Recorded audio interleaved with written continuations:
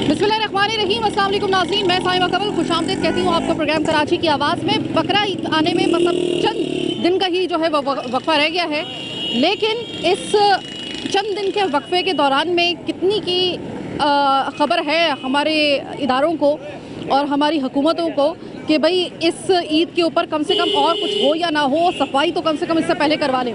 अभी आप ये पीछे देखें, मैं लियाकताबाद में हूँ और लियाकताबाद में ये ब्लॉक 2 है, ये ब्लॉक 3 है, बीच में हम लोग खड़े हुए हैं। बीच के अंदर ज़रा देख लें हाल।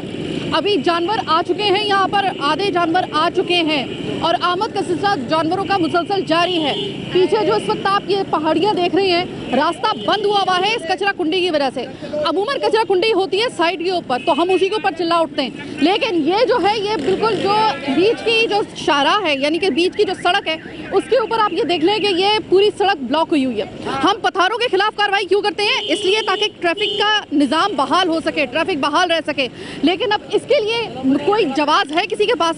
ये बीच के सड़क के बीच के अंदर जो है वो ये कचरा डाल के जो है यहाँ पर फेंका हुआ है ऐसे, और यहाँ से ट्रैफिक जो है वो साइड से निकलनी पड़ रही है। बकरा ईद आने वाली है, बारिश सर पे मंडला रही है और फिर उसके बाद ये ट्रैफिक का निज़ाम, और ये कोई और जगह नहीं, आपका बीचों बीच का इलाका है लियाकताबाद का। इरम बेकरी से अंदर जब आप आते हैं, मेन रोड पे इरम बेकरी है, जब आप अंदर आएंगे तो ये ब्लॉक 2 है, ये ब्लॉक 3 है और बीच के अंदर ये हो रहा है। और अभी इनकी गलियों की भी मैं आपको हालत कोशिश करूंगी कि मैं दिखा दूं। अस्सलाम वालेकुम।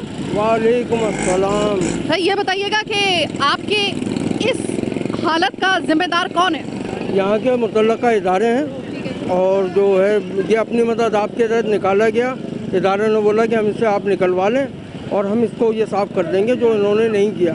आज पिछले 4-5 दिनों से ये सारी चीज़ें ये लोग यहाँ पर इन्होंने कोई इस पर मूवमेंट नहीं किया, जिसकी वजह से कॉमेट, हेपेटाइटिस और अल्लाह आपका भला करे ये मलेरिया वगैरह, डेंगू है, ये सारी चीज़ें हैं। मुतल्लका इदारों को इन चीज़ों का होश नहीं है। जो कराची के पहले स्ट्रीट होल्डर थे, उनका नाम लेना भी आपके मीडिया पे जुर्म है। उनके दौर में कम से कम ऐसा नहीं होता था।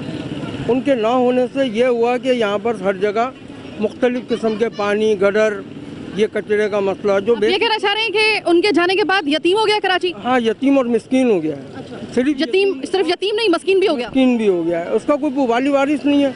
ये तो आप लोगों की मेहरबानी है, मीडिया इसको कवरेज दे देता है। अगर आप लोग ये ना करें तो ये भी ना हो यहाँ पर अंबार लग जाए।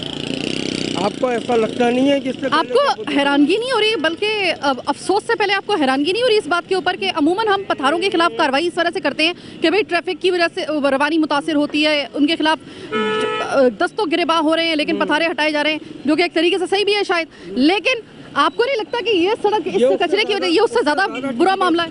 उससे ज़्यादा टिपिकल मामला है ये, पर इस पर कोई नजरसानी नहीं है। सड़क के अंदर खड़ा हुआ है ना, ये सड़क के अंदर खड़ा हुआ है, इसको देखने वाला या समझने वाला कोई भी नहीं है। हेल्थ डिपार्ट को कोई सरोकार नहीं है, बल्दिया को कोई सरोकार नहीं है, और जो मुतल्लका इदारे हैं, डीसीज वगैरह, ये वो जो बहुत सारी चीज़ों के वो बनते हैं, मगर वो लोग कहाँ हैं? लॉ एंड ऑर्डर कहाँ है? वो अगर पार्टी होती तो कम से कम ये मसले मसाइल नहीं होते। और ये चीज़ें हैं हमारे को तकलीफ का सबब। अभी तो बारिश भी आने वाली है और ईद भी आ रही है, दोनों चीज़ें आने वाली हैं, और ये हर साल का ये मोमेंट हो चुका है। और उसको ये इन चीज़ों को हर साल हम लोग बर्दाश्त करते हैं, ये महीनों बर्दाश्त करते हैं। आप क्या ये फर्स्ट टाइम आप कवरेज कर रही हैं? ऐसा नहीं है, आप यहाँ पर आते रहे हो, यहाँ के लोगों को आप हालात लेते रहे हो, और मीडिया के K21 के हम लोग बहुत बेहद मशकूर और शुक्रगुजार हैं, जो हम लोगों को वो लोग टाइम देते हैं बिना मुआवजे के। जिन्होंने जो मुआवजा ले रहे हैं वो लोग हमें टाइम नहीं दे पाते, मगर आप लोग हमें टाइम दे रहे हैं, ये आपका शुक्रिया है। जो इंटरनेशनल मीडिया पे जो है ना, हमें उसकी वजह यह है कि क्योंकि हम भी आप ही में से हैं, आप ही के इलाकों का दुख हम अच्छे तरीके से समझते हैं, इसी वजह से हमें अंदाज़ा है कि आप इसी शहर के रहने वाले हो, मकामी हो, कहीं ना कहीं आपके इलाकों में भी ये प्रॉब्लम है। आप अपनी आवाज़ को हम लोगों के ज़रिए पहुंचाते हैं, और हमें ये चीज़ अच्छी लगती है कि बहुत अच्छी बात है।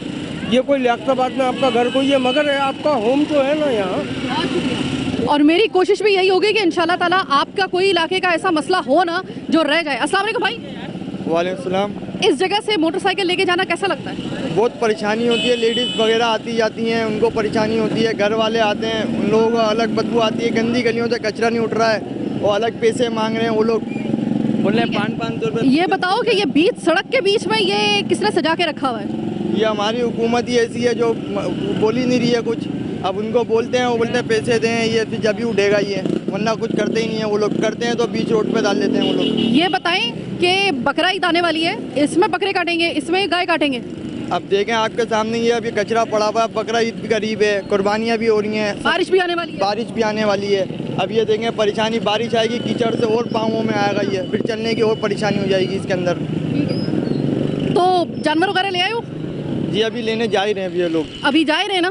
तो बस दुआ है इस बात की, जो है ना वो कोई गारंटी नहीं दे सकता कि इस गिलाजत आप मंडी से उनको लेकर आएंगे, अच्छा खिलाने की कोशिश करेंगे, अच्छा पिलाने की कोशिश करेंगे कुर्बानी के जानवर को, लेकिन जिस वक्त वो इस माहौल में आएगा ना तो बस अल्लाह उसके दिन पूरे कर दे ईद तक के लिए, मैं यही दुआ कर सकती हूँ। तो अब आपको याद है कि पिछले से पिछले साल जब बारिश आई थी, बकरा ईद थी, बारिश आई थी, तो लियाकताबाद पूरा डूबा हुआ था गोबर के अंदर। जी बहुत परेशानी हुई थी पिछले साल भी हुआ था। ये सारा कचरा गंदी गलियों से निकाल के कोने पे डाल देते हैं, फिर उसके बाद उठाने के लिए 1-2 महीने के बाद आते हैं, फिर अभी पड़ा रहेगा। अभी ये 3-4 महीने तक बकरा ईद भी निकल जाएगी, ऐसे ही पड़ा रहेगा ये कचरा। ये अभी तो अलाइशें भी उठेंगी जी, तो अगर ये नहीं उठा गया तो अलाइशें कैसे उठेंगी? अब ये देखें, अब आपके सामने ये अभी पेटे वगैरह होंगे, गायों के गोबर वगैरह होते हैं, वो भी ऐसे यहाँ लाके फेंक देते हैं लोग। ठीक है, ठीक, बहुत बहुत शुक्रिया। तो आपने कभी ये शायद मंजर देखा ना हो, या कम से कम कराची में तो आप कोई भी चीज़ बैद कर सकते हैं, किसी भी गलत चीज़ की आप तवक्को कर सकते हैं। अस्सलाम वालेकुम। वालेकुम सलाम। ये भाई ये बीच सड़क के अंदर ये कचरा बीचों बीच सड़क के, चलती सड़क के बीच में ये किसने फेंका है? ये एक हफ्ता हो गया, ये 40,000 रुपया दे के कचरा मोहल्ले वालों ने बाहर निकाला है। अब वो गवर्नमेंट जो सिंध गवर्नमेंट है वो कहते हैं कि हमारे पास डीजल नहीं है, डीजल के पैसे दोगे आप तो ये कचरा उड़ जाएगा। अब ये बताओ कि सिंध गवर्नमेंट का काम है, महल्ले वालों ने 40,000 खर्च करके ये KMC नाम की एक मखलूक है, वो कहाँ पे रहती है? कौन सी? KMC नाम की एक मखलूक एग्जिस्ट करती है कराची में। जी जी जी, उनको पता है इस बात का? उनको सब पता है। वो डीजल के पैसे मांग रहे हैं, डीजल के पैसे मांग रहे हैं। वो मदहोश हैं पैसे लेके एसीओ में लेटे हुए। बाकी कुछ भी होता है, देखो तुम्हारे सामने गली के अंदर रोड के ऊपर क्या हाल है। उनसे कहा कि ये उठाओ तो कहते हैं कि पैसे दे दो, डीजल नहीं है हमारे पास। अब बताओ क्या करा जाए। तो मुझे ये बताएं कि बारिश, ईद, जानवर सब एक साथ आ रहा है। जी हाँ, ये तो इनको चाहिए ना, गवर्नमेंट को चाहिए ना, सिंध गवर्नमेंट को चाहिए। इतनी इतनी बातें करती है ये कि हम ये कर रहे हैं, वो कर रहे हैं। क्या कर रहे हैं? सारा कचरा पड़ा है, महल्ले वाले कचरा बाहर डुलवा रहे हैं, गली में से निकलवा के अपनी जेबों में से। तुम कहाँ मर गए? तुम कहाँ गए? मुझे तो ये समझ में नहीं आ रही कि कैसे किसी के मुंह में ये बात उसकी जुबान तक आ गई कि लोगों को कहें कि बस आप अपनी मदद, आपके तहत कचरा उठवाएं, उठवाने के लिए हम आ जाएंगे और फिर वो भी ना आए। हाँ। समझ में नहीं आ रहा। झंडे लगा दिए, ये झंडे लगे हुए देखें आप। हाँ। झंडे लगे हुए, इनको पैसे चाहिए, पैसा चाहिए। डीजल के लिए इनके पास पैसा नहीं है। सब चीज़ें फंड आता है, हर चीज़ आती है। कहाँ गया, कहाँ गया वो पैसा? जेबों के अंदर, अपने घर के अंदर ऐश कर रहे हैं। तो ये कौन देखेगा? ये कौन देखेगा? थोड़ी सी लावारिस होने का एहसास हो रहा है आपको? बिल्कुल लावारिस हैं, लावारिस हैं बिल्कुल। चारों तरफ कचरा, गलियों में देख लो भरी पड़ी हैं गलियाँ। ये रोडों के लिए टेंडर 3 दफ़ा मिला इन लोगों को, पैसा खा गए, नहीं बना। गलियों का पैसा मिला, खा गए, नहीं मिला। आप में से किसी की इतनी हिम्मत हुई है आवाम में से कि कभी किसी अपने उस मुजरिम का, जो कि एक सीट पे मैं कहती हूँ काबिज होकर बैठा हुआ है, जेब में अपने डाल रहा है, या बकौल आपके और आपकी जो आपके नाम पे जो फंड आ रहा है इलाके के नाम पे, वो गबन करके बैठा हुआ है उसका, तो ये मुझे बताइए कि कभी किसी ने उसका गिरबान पकड़ के पूछने की जसारत की है कि भाई कहाँ है हमारा पैसा, हमारे टैक्स का हमें इशू हुआ पैसा कहाँ है? गिरेबान कौन पकड़ेगा? गिरेबान पकड़ोगे 10 अमेठी उसके आ जाएंगे, पुलिस की गाड़ी आ जाएगी, डाल के ले जाएगी आपको। क्या करोगे फिर? आपको बंद करेंगे, आप 20,000 रुपया दो, फिर आप छूट के आओगे। और आम आदमी को तो जुर्म भी डबल होता है। डबल हो गया ना ये तो। क्या ऑन ड्यूटी पे तुमने बहस करी या हाथ डाला, तो ये तो सारा केस हमारे ऊपर ही आ गया ना। उनके ऊपर तो वो तो न्यूट्रल है, दफ्तर खोल के बैठे हुए आराम से। मैंने अभी आगे जाने का सोचा ही था, तो अचानक मेरी नज़र पड़ी एक ऐसी चीज़ के ऊपर कि आपको पता है कि किसी का रोज़गार उसके लिए क्या होता है? समझ लें कि उसकी ज़िंदगी मौत का मसला होता है। एक बंदा पूरे दुकान की सफाई करके हर तरीके से वो बैठा हुआ है, बेचारा बना रहा है, और नाक के उसके ऊपर सामने जो है वो यही कचरा है। अब आप सोचिए उस बंदे की मजबूरी के, वो रिस्क भी कमा रहा है और इस हालत में भी बैठा हुआ है और यहीं से लोग लेके भी जा रहे हैं, तो उस बंदे के दिल के ऊपर और लोगों के ऊपर क्या गुजरती होगी। अस्सलाम वालेकुम।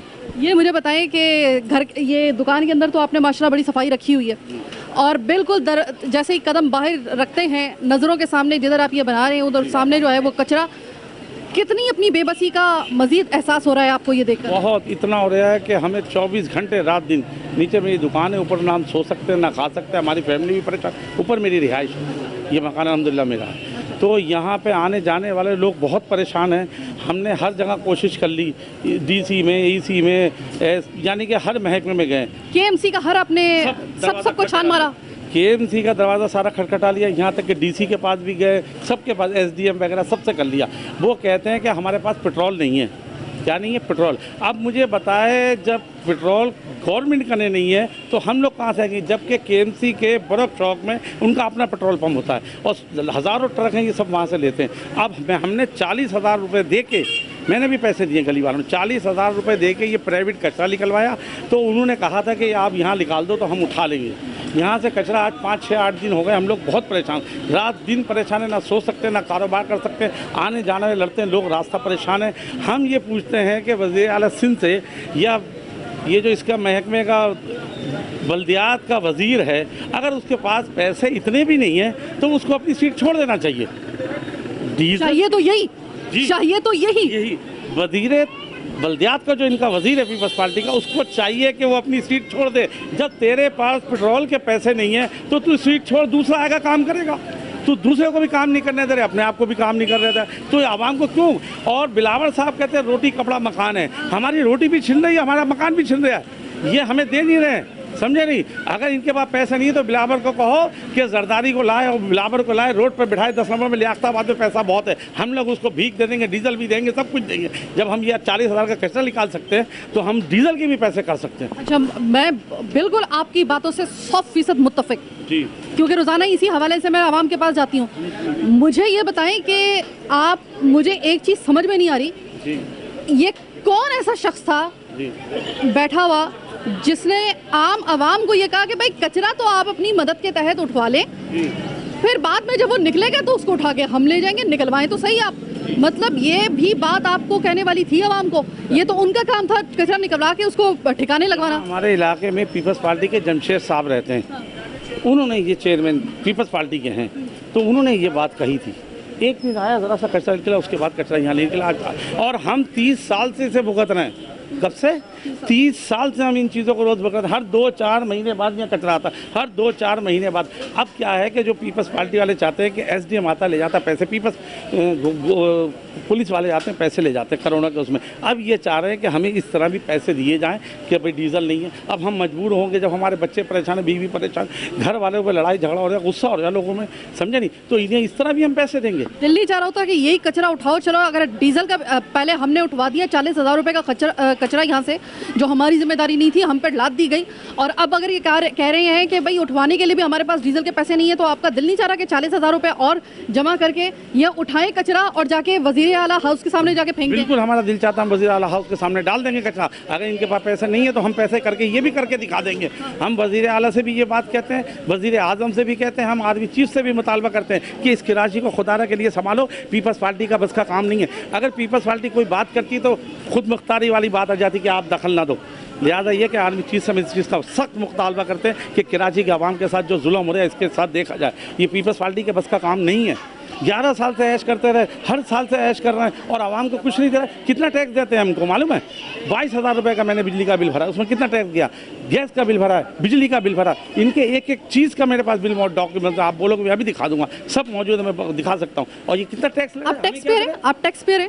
जी अल्हम्दुलिल्लाह। और कैसा लगता है कि जब इतना टैक्स खून की तरह निचोड़ के आपकी जिस्म से निकाल रहे हैं और उसके बाद आपको उस टैक्स के एवज ये सामने देखने को मिल रहा है, कैसा लगता है फिर? बहुत बुरा लगता है। दिल चाहता है कि हम जाके अभी बिलावर के मुंह पे चमाटा मारें। क्या बात कर रही हैं आप? हम ऑन कह रहे हैं कि वो बगैर जो कहता है कि हमारे नाना कहते हैं रोटी कपड़ा मकान, वो कहता है जिंदा है भुट्टो जिंदा, हम कहते हैं मर गया भुट्टो मर गया। जो हम लोगों को रख रहे हैं इस तरह, भुट्टो जिंदा नहीं भुट्टो मर गया। बहुत शुक्रिया बात करने का।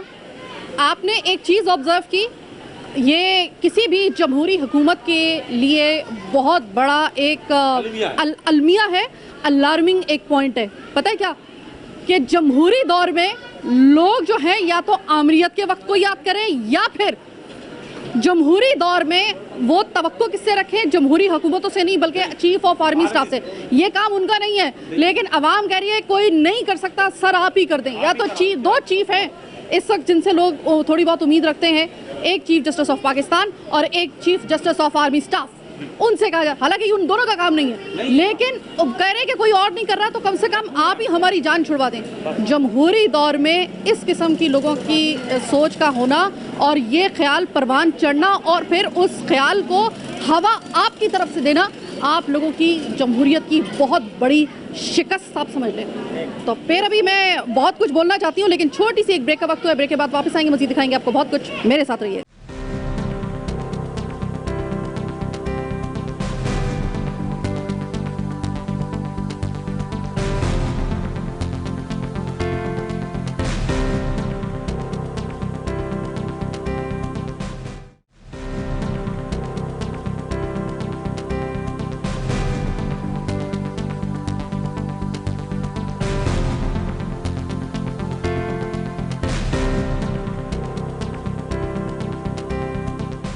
ब्रेक के बाद खुशामदीद। अभी मैं मिठाई की दुकान से निकल के आई हूँ, साथ में एक जूस की और मिल्क शेक की दुकान थी। मैंने सोचा कि थोड़ा सा अपना जो है वो हालांकि जो है वो तर कर लें, बोल बोल के थक गए, लेकिन हिम्मत नहीं हो सकी इस वजह से, क्योंकि कैसे उस दुकान के ऊपर बैठ के हम लोग जो थे वो कुछ पी सकते थे। जो सामने जो था ये गिलाजत भरे मनाजिर थे मेरे। अब आप ये देखें कि अगर मेरा दिल जो है वो यहाँ पर 1 मिनट के ये मैंने भी झुरझुरी अगर ली है, तो ये सोचिए कि जो यहाँ पर आने वाले लोग हैं उनकी तादाद कितनी कम हुई होगी, और जो पी रहे होंगे वो कितना का सेहत बख्श यहाँ से जो है वो मशरूब पी रहे होंगे, और जो बेचारे जिनकी ये दुकान है, जिनका ये जूस की जो दुकान है, इनके ऊपर क्या गुजर रही होगी अपने कारोबार को ज़ीरो होता हुआ देखकर। मेरे भाई मुझे ये बताइएगा, सबसे पहले तो मेरी तरफ से ताज़ियत आप लोगों के साथ, जो आपका कारोबार चलता कारोबार आपका इस तरीके से जो है वो बंद किया जा रहा है। ये कोई पुलिस बंद नहीं करवा रही, कोई कोरोना बंद नहीं करवा रहा, सामने आपके ये जो इतना ढेर लगा हुआ है कचरे का बिल्कुल नाक की सीट पर, इससे आपके कारोबार में कितना असर पड़ रहा है? भाई ये तो इतना असर है कि कारोबार है ही नहीं, कारोबार का नाम भी नहीं है, और हम जो इसका खर्चा निकाल रहे हैं हमें पता है कैसे किस तरीके से हमें मुश्किल पेश आ रही है, और किस तरीके से आजकल जो हालात हैं सबके सामने हैं, और कैसे हम निकालें, क्या करें, कैसे क्या करें। और जो यहाँ कचरे का ढेर निकाल के ब्लैकमेल कर रहे हैं कि जी इसको कैसे उठाएं, अब इसके लिए पैसे दो, यहाँ से उठा दिया तो वहाँ से जावेद और मिलियन यहाँ का भंगियों का चेयरमैन है, वो इस तरीके से देखे ना, जावेद और विलियम जी, तो उन्होंने मतलब यहाँ कचरे का ढेर लगा दिया। अब हम क्या करें, कैसे ज़िंदगी गुजारें? जो जानवरों से भी बदतर हमारी ज़िंदगी है, हम क्या करें, कैसे करें हम? ये तो आपका शुक्रिया कि आप बात आगे तक पहुँचा देंगे हमारी, आपकी बड़ी मेहरबानी। हम आगे तक पहुंचाएंगे इस बात की गारंटी ले रहे हैं, लेकिन आगे कोई गैरतमंद बैठा होगा सुनने के लिए या नहीं सुनना, इसकी गारंटी नहीं है। अगर वो यहाँ से गुजर के दिखा दें तब हमें पता चल जाए। बड़े बड़े लोग सब बैठे हुए अपने ऐश कर रहे हैं, ठीक है, और यहाँ कैसी ज़िंदगी है, रात और दिन 24 घंटे हम यहाँ अपनी दुकानों में बैठे हुए, कारोबार नहीं है। अभी आप ये देख लें कि एक हफ्ते के बाद तो यहाँ पर इंसान कम और जानवर ज़्यादा नजर आएंगे। जानवरों की देखें ना, आमद का सिलसिला बिल्कुल ज़ोरों शोर से जारी है। एक हफ्ते के बाद तो यहाँ पे इंसानों से ज़्यादा जानवरों की कुर्बानी की जो होगी उनकी, उस वक्त आप सोचिए कि इस कचरे के साथ मिलकर क्या हाल होगा, क्या हाल होगा। और अभी अगर बारिशें आ जाती तो क्या हाल होगा। यहाँ से गुजरने का रास्ता नहीं है, आप खुद देख लें। लॉकडाउन में बंद की गई दुकानें, जी, उसके ऊपर हमने भी प्रोग्राम किया। अभी वो देखें कि लॉकडाउन तो खुल गया, लेकिन अब ये ताकि आप लोगों का थोड़ा सा आपको सांस लेने का, आप लोगों को कारोबार करने का मौका मिले, लेकिन अभी वो खुला नहीं था कि ये सामने इसकी वजह से आपको नहीं लगता कि वो लॉकडाउन वाली सूरत हाल हो गई है कि लोग तो आ नहीं रहे? उससे भी बदतर, क्योंकि लॉकडाउन में जो 50% हम सेल कर लेते हैं, अभी तो 25% नहीं हो रही है। क्या करेंगे, किराएदार क्या करेंगे, कैसे गुजारा होगा, कैसे बच्चों का गुजर होगा, मुझे बताएं। अभी डीजल जब तक के नहीं उनके पास है पैसे, तो तब तक तो ये खड़ा रहेगा कहीं पे।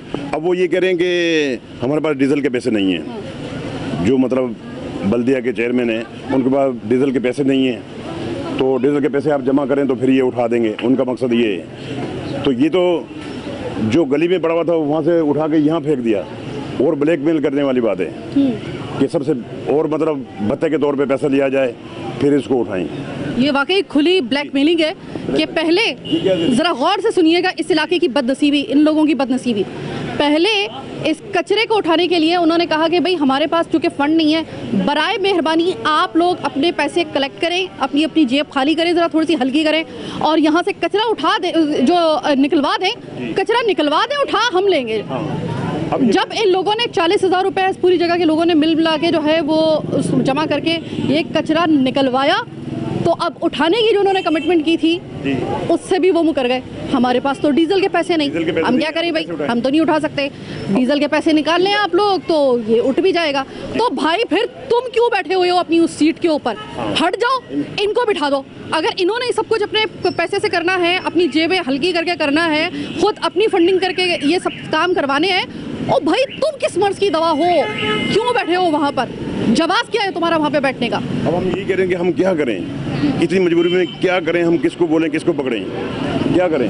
अब आपके सामने ये हालात हैं, निकलने का रास्ता नहीं है, कारोबार है नहीं, किराए की दुकानें, किस तरह गुजरा होगा, क्या करें क्या ना करें, कुछ समझ में नहीं आ रहा है बिल्कुल। और बस क्या हम कर सकते हैं? मैं सिर्फ आपसे ताज़ियत कर सकती हूँ, क्योंकि ये तो वाकई ही इन्ना लिल्लाह व इन्ना अलैहि राजिऊन वाला मामला है कि अल्लाह ही आपको सब्र दे, क्योंकि ये तो एक तरीके से आपके कारोबार की मौत हो चुकी। क्योंकि सज़ा है ये, इतनी खतरनाक सज़ा है और ब्लैकमेलिंग है ये। आप देखें इसमें क्या हो सकता है, सज़ा भी, ब्लैकमेलिंग भी, और पता नहीं इनको तो किस ना करदा गुनाहों के बेचारे को सज़ा मिल रही है। तो आगे चलते हैं, ये ज़रा देखिए कि अभी सिर्फ मैंने आपको 2 दुकानें दिखाई हैं, अभी मैं आपको आगे चल के दिखाती हूँ कि बेचारे जो तंदूर वाले और बाकी लोग हैं उनके ऊपर क्या गुजर रही है। आइए मेरे साथ। अस्सलाम वालेकुम भाई। वालेकुम सलाम। आपकी दुकान भी इधर ही है? जी आ गई है, हमारी कैटरिंग का है, लेकिन उधर भी ऐसे ही है कि कचरा पड़ा हुआ है, कोई उठाने वाला नहीं है। इतने दिन हो जाते हैं, कोई उठाने वाला ही नहीं है, जिनसे वो लोग बदमाशियाँ करते हैं और लोग ला के डाल देते हैं कचरा।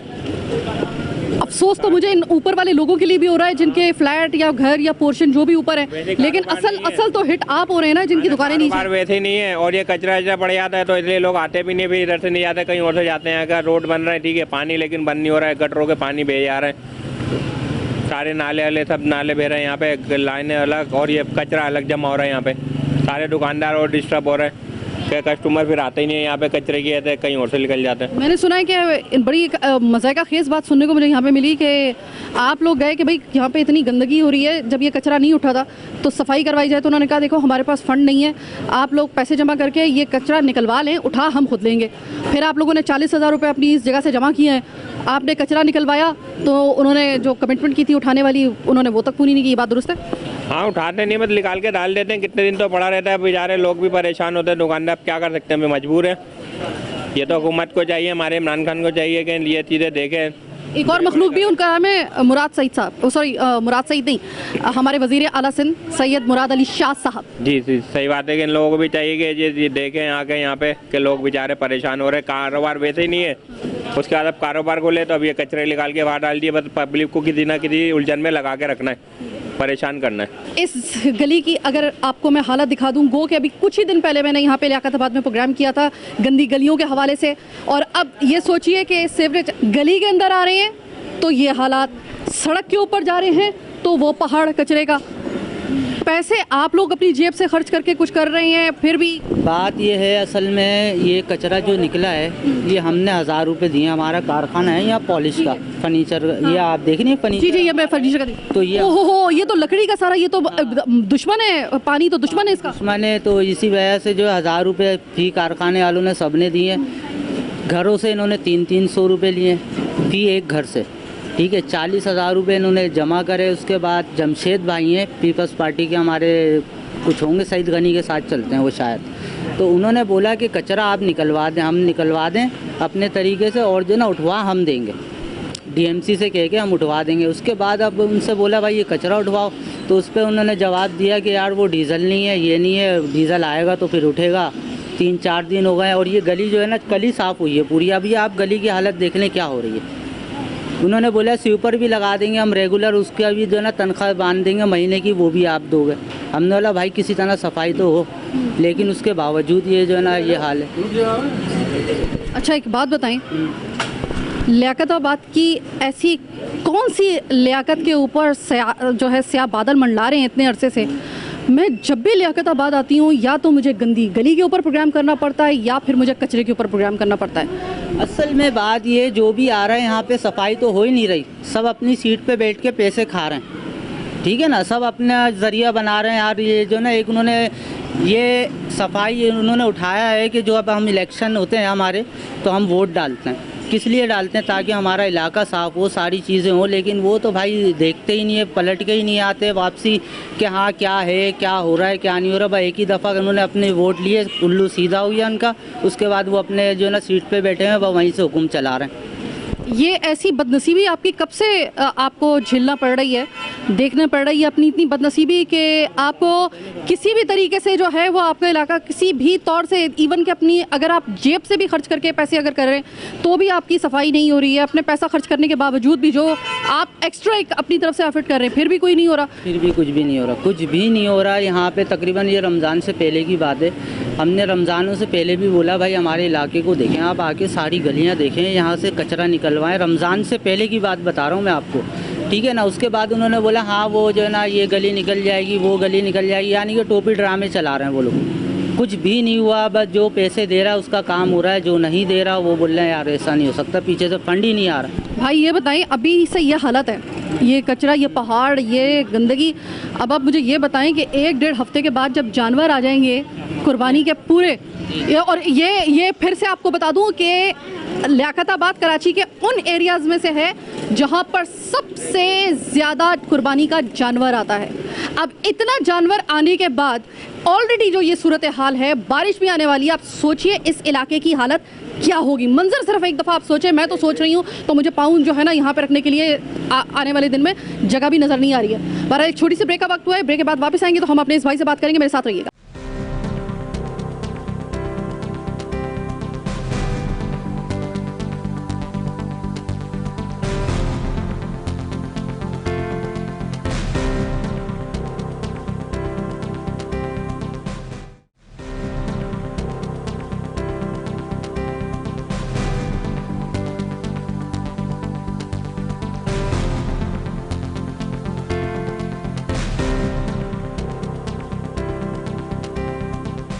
ब्रेक के बाद खुशामदीद। भाई मुझे ये बताएं, ईद का भी जानवर आ जाएगा 1 हफ्ते के बाद, यहाँ पर तिल धरने की जगह नहीं होगी। इस वक्त ये हालत है, ये कचरा, ये कचरे का पहाड़ बल गए बीचों बीच सड़क के अंदर, गलियों की ये हालत, जानवर का रखोगे? जानवर कहाँ रखना है, कारोबार है। अब मेरा सामने तंदूर है, शिरमल हाउस है जहांगीरी, इतनी परेशानी हो रही है। 60,000 रुपये सिर्फ दुकान का किराया है। 60,000 रुपये बहुत मुश्किल, 5 मज़दूर मेरे पास काम करते हैं, मज़दूरों की दिहाड़ियाँ तक नहीं निकल रही। और ये कचरे की वजह से इनको पैसे वैसे भी दिए, 300 रुपये यानी कि 40,000 रुपये जमा किए इन लोगों ने, लेकिन काम नहीं हुआ हमारा।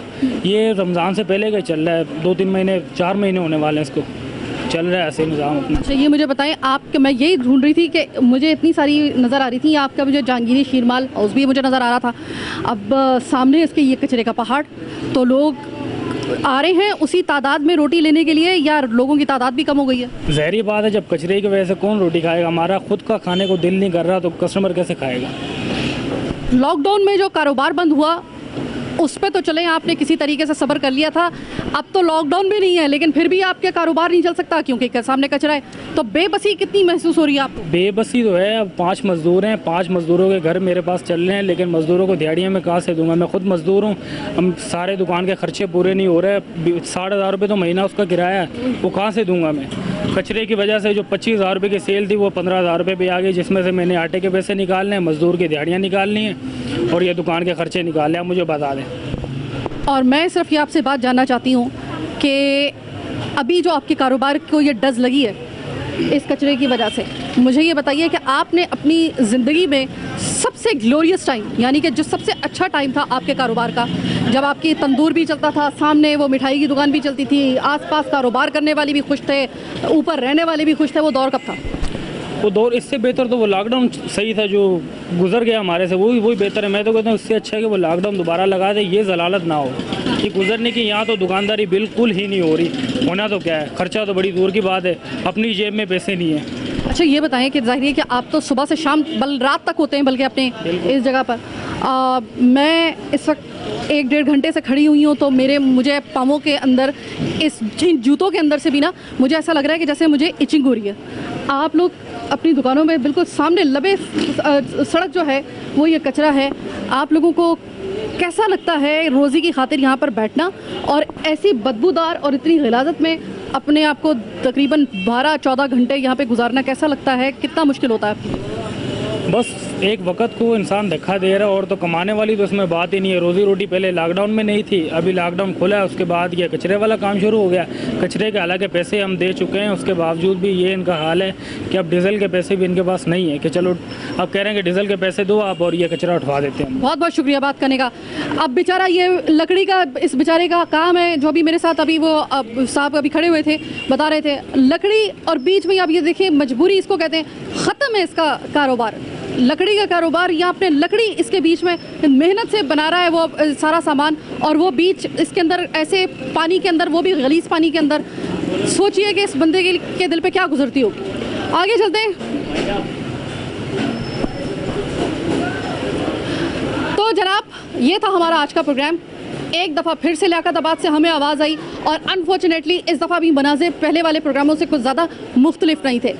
लियाकताबाद की किस्मत में कचरा लगता है लिख दिया गया है। इनको पता नहीं कौन सा इनका ऐसा जुर्म था। अभी मुझे लग रहा था कि आज जब मैं आऊँगी तो हो सकता है कि थोड़े से मुझे मुख्तलिफ हालात नज़र आए, लेकिन उससे बदतर ही मुझे नज़र आए।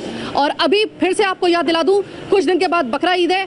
अभी तो बकरे कटेंगे, गायें कटेंगी, उनकी आलाइशें उठेंगी, पता नहीं वो अभी तो कटने के मराहिल से वो गुजरेंगे तो क्या हाल होगा। उससे पहले जो उनको पालने के मराहिल हैं 2-3 दिन के लिए, 1 हफ्ते के लिए, उस वक्त क्या हाल होगा। और उसके बाद जब ईद गुजर जाएगी तो फिर जब ये नहीं उठा तो आलाइशें कहाँ से उठेंगी। यहाँ से फिर आप अंदाज़ा लगा लें कि इस इलाके की क्या हालत होगी। एक दफ़ा फिर से बकरा ईद होने वाली है लियाकताबाद के लोगों के लिए इंतहाई मुश्किल।